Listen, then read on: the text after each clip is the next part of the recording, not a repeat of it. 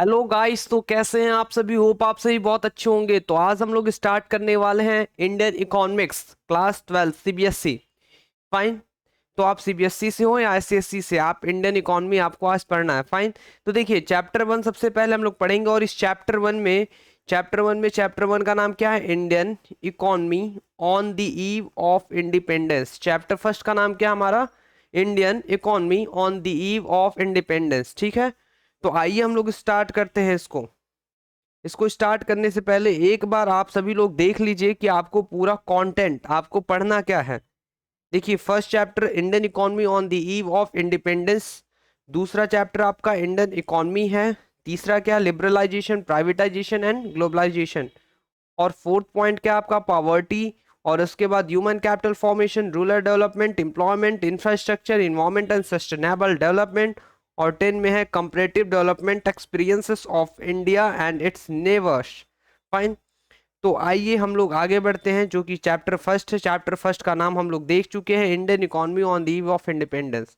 इसका मतलब ये हुआ कि जो हमारा इंडियन इकोनॉमी है, इंडिपेंडेंस के समय हमारा इंडियन इकोनॉमी, मतलब जो हमारा इंडिपेंडेंस के समय जो इंडियन इकोनॉमी था, मतलब उससे रिलेटेड, उससे पहले, उसके बाद, उसके समय क्या हो रहा था, वो सभी चीजें आज हम लोग को सीखना है। सॉरी। तो आइए हम लोग आगे बढ़ते हैं। तो इस लर्निंग ऑब्जेक्टिव में हम लोग क्या देखेंगे? लर्निंग ऑब्जेक्टिव में लिखा हुआ है इंट्रोडक्शन। उसके बाद क्या लिखा है? Low level of economic development. उसके बाद क्या लिखा? Under colonial rule. मतलब low level of economic development under colonial rule. आप कह रहे हैं sir what is meant by colonial rule. Sir colonial rule का मतलब क्या होता है? आप क्या पूछ रहे हैं सर? कॉलोनियल रूल का मतलब क्या होता है? देखिए कॉलोनियल रूल का मतलब कि ये आपका एक देश हो गया, ये दूसरा देश हो गया। ठीक है। तो मान लेते ये जो हमारा देश है, ये हमारा इंडिया है। कौन सा है? हमारा इंडिया। और ये जो है ये ब्रिटिश गवर्नमेंट है। ठीक है, ब्रिटेन। तो ब्रिटेन से जो आकर ब्रिटिश गवर्नमेंट हम लोग के इंडिया पे शासन कर रही है, रूल कर रही है, राज कर रही है। तो हम इंडिया वाले, या हमारा इंडिया क्या बोलेगा? Colonial government. क्यों कॉलोनियल गवर्नमेंट? का मतलब कि दूसरे देश की सरकार हमारे देश पर आकर क्या कर रही है? शासन कर रही है। तो हम यहाँ पे बोलेंगे इंडिया में मेरी सरकार नहीं है, इंडिया में कॉलोनियल गवर्नमेंट है, कॉलोनियल रूल है। मतलब दूसरे देश की सरकार आकर यहाँ पे शासन कर रही है। ठीक है, तो उसको क्या बोलेंगे हम लोग? Colonial rule. फाइन। ठीक है। आगे लिखा है एग्रीकल्चर सेक्टर, उसके बाद लिखा है इंडस्ट्रियल सेक्टर, फिर क्या लिखा आपका?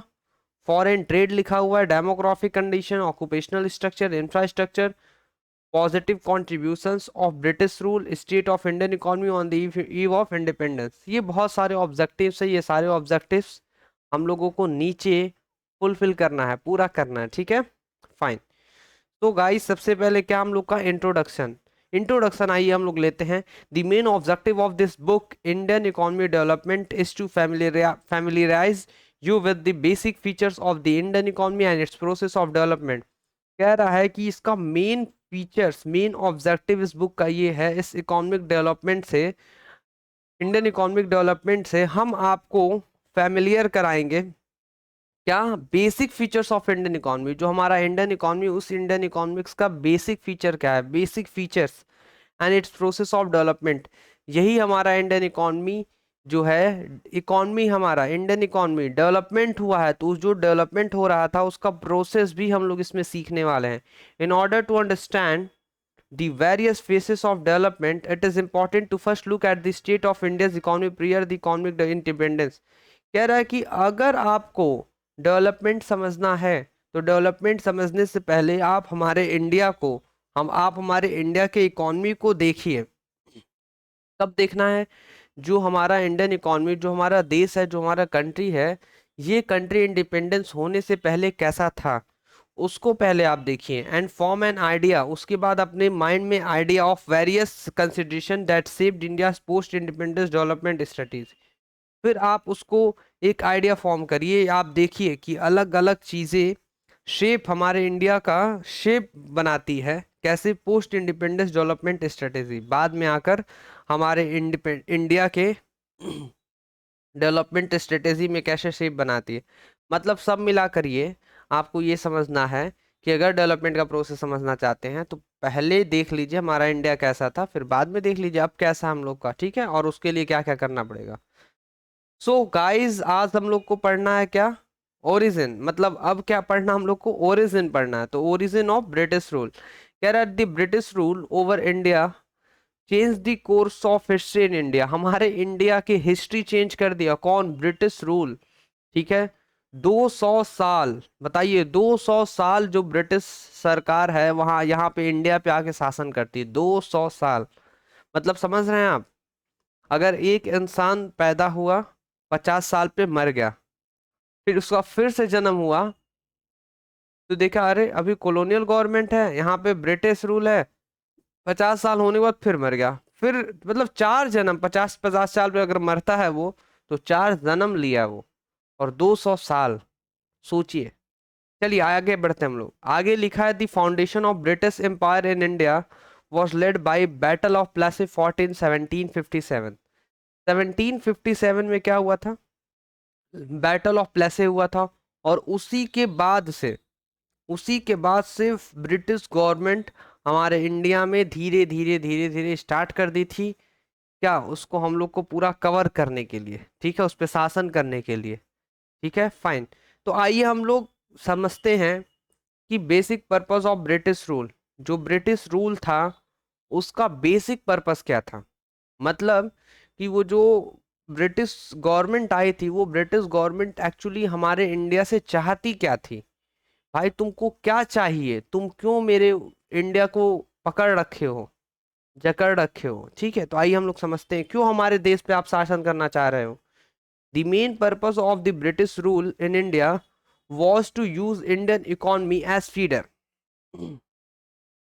फीडर इकोनॉमी, मतलब सीधा कह रहा है कि जो ब्रिटिश गवर्नमेंट थी, जो ब्रिटिश रूल था, वो हमारे इंडिया को as a feeder economy, feeder economy की तरह यूज करना चाह रही थी। कैसा फीडर, मतलब फीडर का मतलब क्या होता है भी बता रहे हैं। आगे लिखा for the development of British economy, देखिए फीडर का मतलब ये कि हमारे देश में जो भी अच्छी अच्छी चीजें हैं वो सारी चीजों को उठाकर लेकर जा रहा है, सारी चीजों को हमारे देश से आप लेकर जा रहे हो। जैसे एग्जांपल, रॉ मटेरियल आप यहाँ से लेकर जा रहे हो, इंडिया से रॉ मटेरियल लेकर जा रहे हो आप, ब्रिटेन में जाकर वहां पे प्रोडक्शन कर रहे हो, फाइनल प्रोडक्ट जब हो निकल जा रहा है, प्रोडक्शन हो जा रहा है, तो उस फाइनल प्रोडक्ट को इंडिया में ला रहे हो, फिर इंडिया में लाकर आप बेच दे रहे हो। आ रहा है आप सभी को समझ में। तो ऐसा मतलब फीडर इकोनॉमी, मतलब कि तुम हमारे इंडियन इकोनॉमी से सब कुछ लोगे, सब कुछ निकाल लोगे, ऐसा यूज करना चाह रहे हो, मतलब इंडिया में से सब कुछ तुम निकाल लोगे, फीडर इकोनॉमी, निकाल लोगे सब कुछ भाई साहब। आ रहा समझ में। आइए आगे बढ़ते हैं। लिखा British colonial rule tempered the Indian economy very badly, परेशान कर दी वो आप लोग। तो जो ब्रिटिश कॉलोनियल रूल थी वो इंडिया इकोनॉमी को बहुत गंदी तरीके से क्या कर दी थी, परेशान कर दी, टेम्पर्ड कर दी थी। They exploited India's natural as well as human resources, India के नेचुरल रिसोर्स को और ह्यूमन रिसोर्स को बहुत गंदे तरीके से एक्सप्लॉइट करने का काम अगर कोई किया तो ब्रिटिश गवर्नमेंट किया, ब्रिटिश रूल किया, कॉलोनियल रूल किया। समझ पा रहे हैं आप सभी लोग। For the glory of their own country, अपना देश, अपना देश, और हमारे देश का क्या, हमारे देश को बर्बाद कर दिए, हमारे देश को तुम खराब कर दिए, और अपने ब्रिटिश, हम अपने अपने ओन कंट्री को, अपने कंट्री को क्या करना चाहते हो, एकदम ग्लोरी, ग्लोरी एकदम चमकता हुआ देखना चाहते हो आप। Finally after 200 years of British rule, 200 साल, सोचिए 200 साल, कितना दुख हुआ होगा 200 साल हमारे इंडिया में, इंडिया के लोगों को।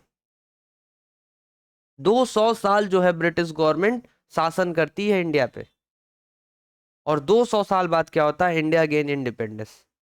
200 साल बाद finally India gain independence from them on the 15 अगस्त 1947, 1947, 15 अगस्त 1947 को हम लोग इंडिपेंडेंस पा लेते हैं आखिरकार। आइए थोड़ा सा हम लोग आगे बढ़ते हैं। जब हम लोग थोड़ा सा आगे बढ़ेंगे तो लिखा है low level of economic development under colonial rule, colonial rule जब था तो उस समय हमारा जो इकोनॉमिक डेवलपमेंट था वो लो लेवल का था। क्या था? लो लेवल का था। ठीक है। Before the advent of British rule Indian economy was characterized with the following feature. आइए नीचे पढ़ते हैं। देखिए पहला हमारा था प्रॉस्पेरस इकोनॉमी। हमारा जो इंडिया था, इंडिया, हमारे इंडिया में जो हमारी इंडिया थी वो प्रॉस्पेरस इकोनॉमी थी। India was an independent. पहले हम क्या थे? इंडिपेंडेंट। मतलब इंडिपेंडेंट क्या? जब कॉलोनियल गवर्नमेंट है, लिखा अंडर कॉलोनियल रूल। जब ब्रिटिश गवर्नमेंट आकर हमारे ऊपर शासन कर रही है, तो जब शासन कर रही थी स्टार्टिंग स्टार्टिंग में, जब वो शासन कर रही थी तो हम लोग प्रॉस्पेरस इकोनॉमी थे। प्रॉस्पेरस मतलब कि समृद्ध थे हम लोग, समृद्ध। India was an independent. हम लोग इंडिपेंडेंट थे, किसी पे डिपेंड नहीं थे। सेल्फ रिलायंट, खुद पे विश्वास था। जितना बनाते थे, जितना प्रोडक्शन करते थे, खुद पे थे, खुद का बनाते थे, खुद का खाते थे। आगे एंड प्रॉस्पेरस इकोनॉमी, हम प्रॉस्पेरस इकोनॉमी थे। दूसरा एग्रीग्रियन इकोनॉमी। एग्रीग्रियन मतलब agriculture. Agriculture was the main source of livelihood. हमारा जो जीविका था, जीविका एग्रीकल्चर था। और आप सभी को समझ में, for most people and it engage about 2/3 of the total population. उस समय जितनी भी पॉपुलेशन थी, 2/3 पॉपुलेशन तो कहाँ इन्वॉल्व थी? एग्रीकल्चर में। तो हम लोग एग्रीग्रियन इकोनॉमी थे, प्रॉस्पेरस इकोनॉमी थे। तीसरा क्या है? Well known handicraft industry. Handicraft industry, हथकरघा। हाथ से हम लोग उस समय सभी चीजों को, हैंडीक्राफ्ट, हाथ से चीजों को बनाते थे। जैसे India was also known known for, हम लोग इंडिया में हैंडीक्राफ्ट इंडस्ट्री के नाम से जाने थे, हैंडीक्राफ्ट इंडस्ट्रीज के नाम से जाने जाते थे। हम लोग कॉटन हो गया, सिल्क हो, टेक्सटाइल हो गया, मेटल हो गया, प्रीसियस स्टोन वर्क्स हो गया, सब कुछ हाथों से कर देते थे। Handicraft products enjoyed a world wide market. जो हम लोग हैंडीक्राफ्ट इंडस्ट्री जो हम लोग की थी, वहां से जो हम लोग बनाते थे, वो वर्ल्ड वाइड मार्केट में क्या था? अपना एक फाइन क्वालिटी का रेपुटेशन था, फाइन क्वालिटी का रेपुटेशन था पूरे वर्ल्ड वाइड में। जो भी हम लोग मटेरियल यूज करते थे हाई स्टैंडर्ड का था, और हाई स्टैंडर्ड ऑफ क्राफ्टमैनशिप। चीजें समझिए कि हमारी जो इकोनॉमिक डेवलपमेंट थी लो लेवल की थी, ठीक है, बट हम लोग इकोनॉमी प्रॉस्पेरस थे, एग्रेग्रियन थे, और हैंडीक्राफ्ट इंडस्ट्री के बारे में हम लोग को बहुत जाना जाता था। आ रहा समझ में आप सभी को? चलिए तो हम लोग और आगे बढ़ते हैं। यहाँ पे लिखा low level of national income and per capita income. The economic condition of a nation can be जज with the data of national income and per capita income. अपनी अपनी कंडीशन, अपनी इकोनॉमी की कंडीशन, अपने इंडियन इकोनॉमी की condition हम लोग नीचे जो डेटा दिया है नेशनल इनकम और पर कैपिटा इनकम, हम लोग उससे समझ सकते हैं। आ रहा समझ में आप सभी को? चलिए, इसमें लिखा है however no sincere attempt was made by British government. क्यों भाई, क्यों? आप बस हमको इतना बताइए कि ब्रिटिश गवर्नमेंट क्यों कोशिश करेगी, क्यों? आप हमको बस इतना बताइए, ब्रिटिश गवर्नमेंट क्यों कोशिश करेगी? क्यों कोशिश करेगी भाई? आपका नेशनल इनकम निकालने के लिए, इंडिया का नेशनल इनकम निकालने के लिए, इंडिया का पर कैपिटा इनकम निकालने के लिए। ब्रिटिश गवर्नमेंट तो जान रही है कि हम आपको बर्बाद कर रहे हैं, वो तो जान रही है कि बर्बाद करने आए हैं हम। वो क्यों सिंसियर अटेम्प्ट करेगी? वो क्यों करेगी कि हम आपका नेशनल इनकम पता करेंगे, पर कैपिटा इनकम पता करेंगे? कुछ नहीं भाई साहब, कुछ नहीं, कुछ नहीं पता करेंगे। आ रहा आप सभी को समझ में? कुछ भी नहीं। वो क्यों? वो नहीं, कोई सिंसियर अटेम्प्ट नहीं करती है। ब्रिटिश गवर्नमेंट क्यों करेगी? वो तो जान रही कि हम बर्बाद कर रहे हैं। नहीं की, कुछ नहीं की वो। सम इंडिविजुअल, कुछ इंडिविजुअल थे वो अटेम्प्ट किए थे, वो मेड बाय एक्सपर्ट।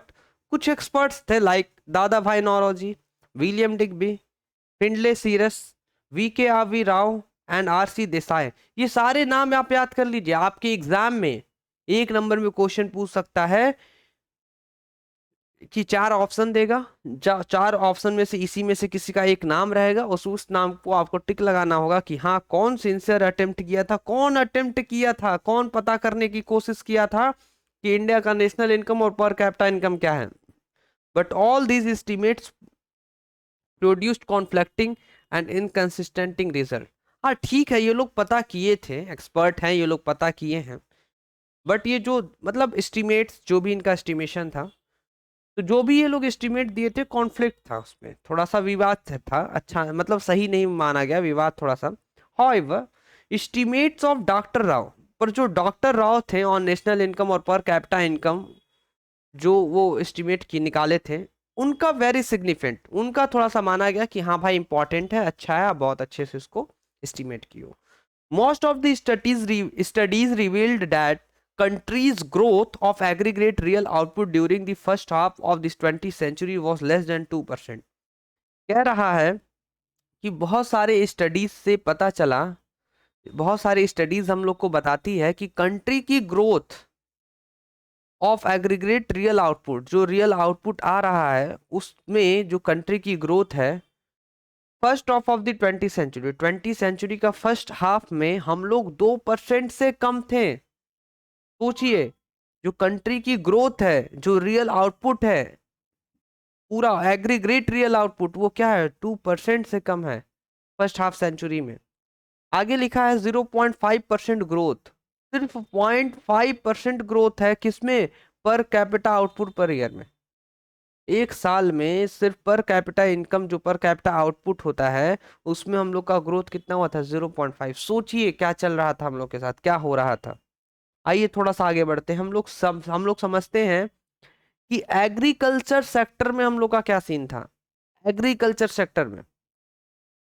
ठीक है, तो आज हम लोग क्या पढ़ेंगे कि एग्रीकल्चर सेक्टर में हम लोग के साथ क्या हो रहा था during the pre British period.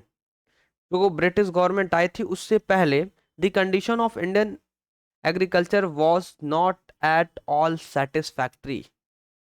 British government नहीं थी तो उससे पहले भी सेटिस्फैक्ट्री नहीं था, बट ठीक ठाक था। सेटिस्फाइड नहीं थे, सेटिस्फैक्ट्री नहीं था, बट ठीक ठाक था।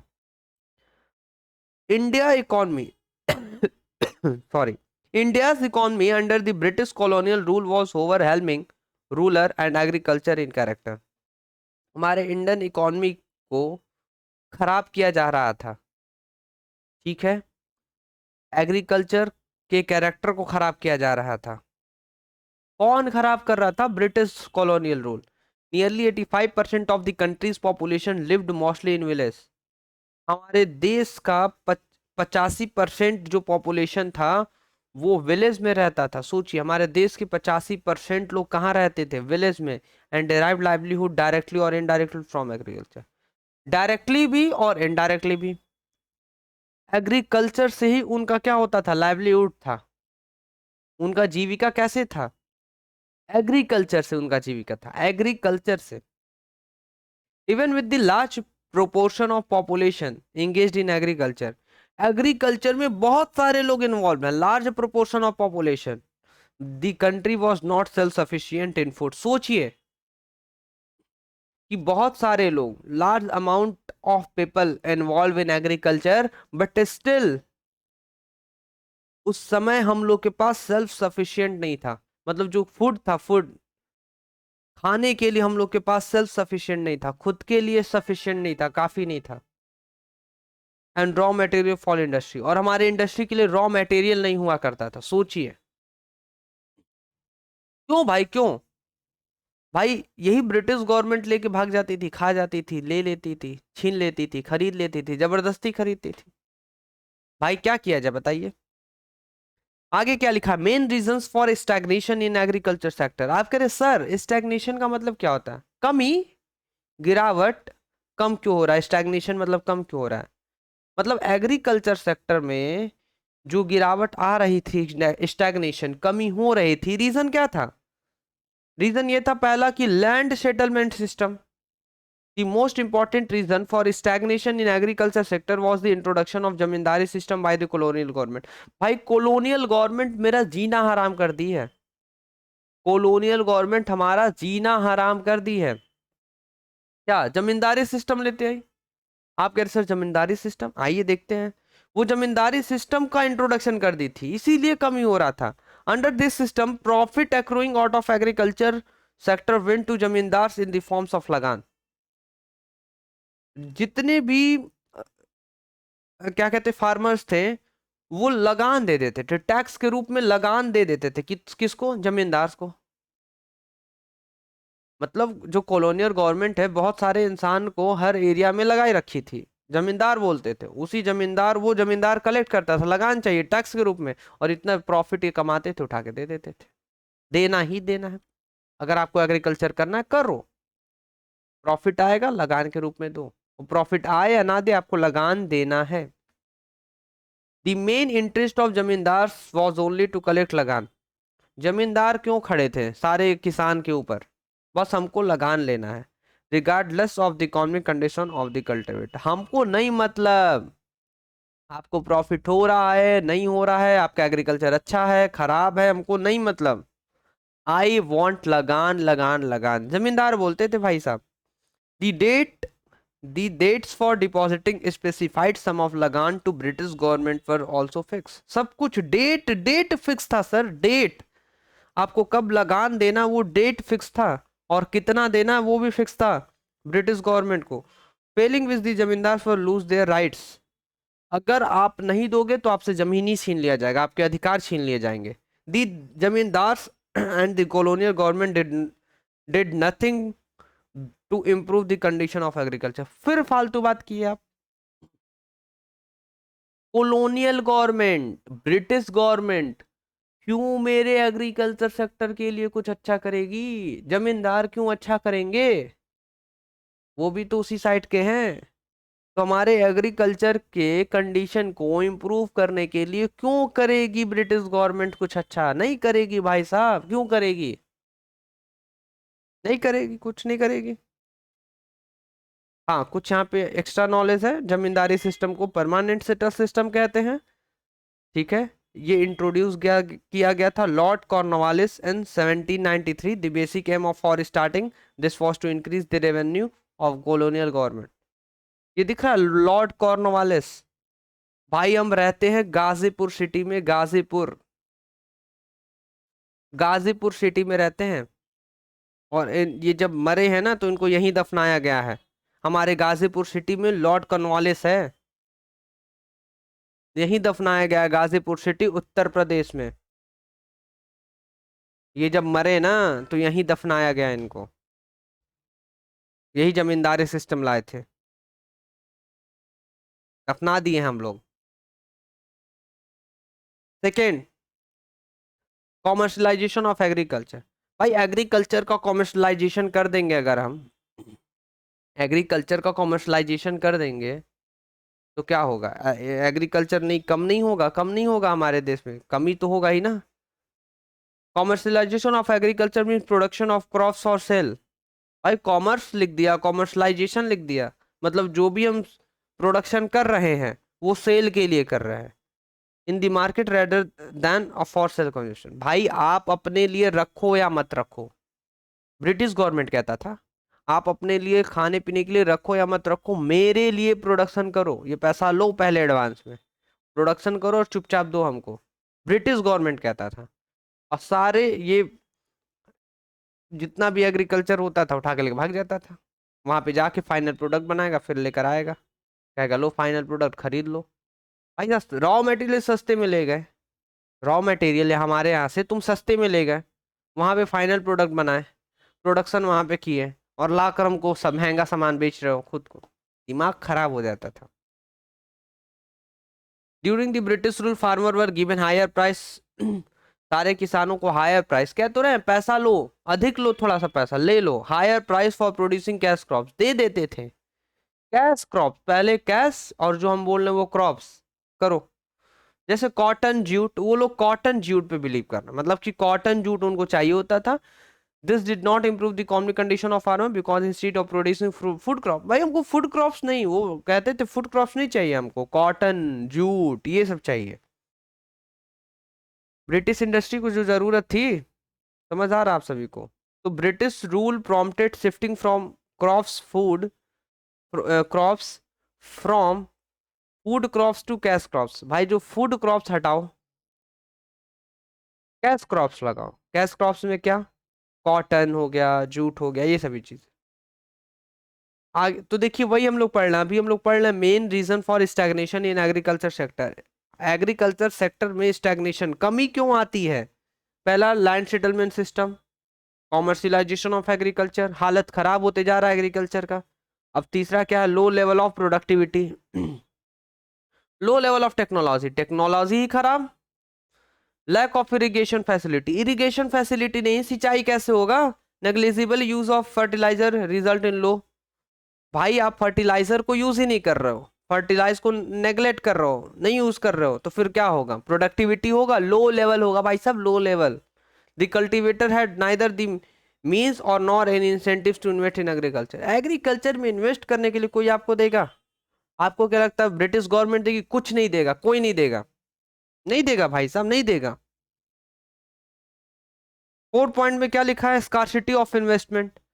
वाह, इस तो एकदम एकदम सही पॉइंट लिखा है। फार्मर, किसान के पास कुछ पैसा बच रहा है, बताइए कुछ बच रहा है कि वो इन्वेस्टमेंट करेंगे? तो इन्वेस्टमेंट करने की भी कमी थी इन लोगों के पास। किसके पास? फार्मर के पास। उस समय हम लोग बहुत बहुत गंदा, India agriculture was facing scarcity of investment. उस समय जो हमारा इंडिया था वो एग्रीकल्चर सेक्टर में इन्वेस्ट नहीं कर सकता, नहीं कर सकता, है ही नहीं पैसा, स्कार्सिटी है, कमी है, कमी। बस खत्म, हो गया। बस यही चार ही कारण थे, ये चार कारण हम लोग को बर्बाद कर दिया। हमारे एग्रीकल्चर सेक्टर को क्या नीचे लेते हैं, स्टैग्नेशन, नीचे आ गया, ऐसे आ गया, ऐसा ऐसा। ठीक है, समझ आ रहा है? तो फाइन, यहाँ पे हम लोग का लेक्चर 1 खत्म होता है। लेक्चर 1 के बाद हम लोग लेक्चर 2 में इसको पढ़ेंगे, क्या?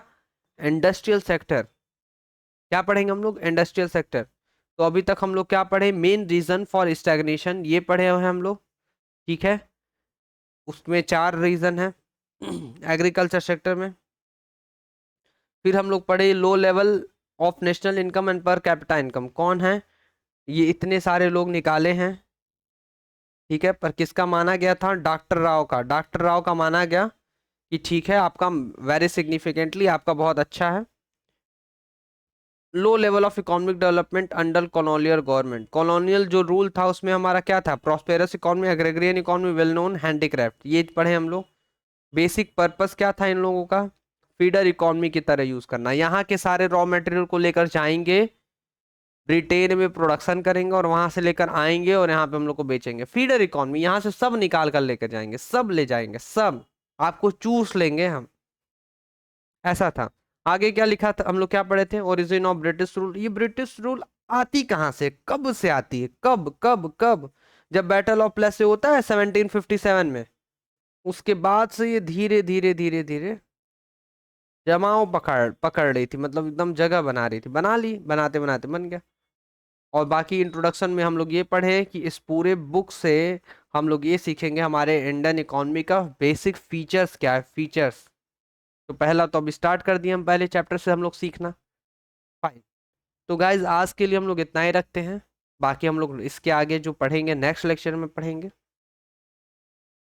वीडियो अच्छा लगा तो लाइक करिए, सब्सक्राइब करिए और अपने दोस्तों से शेयर करना मत भूलिए। Thank you so much guys, आज के लिए इतना ही।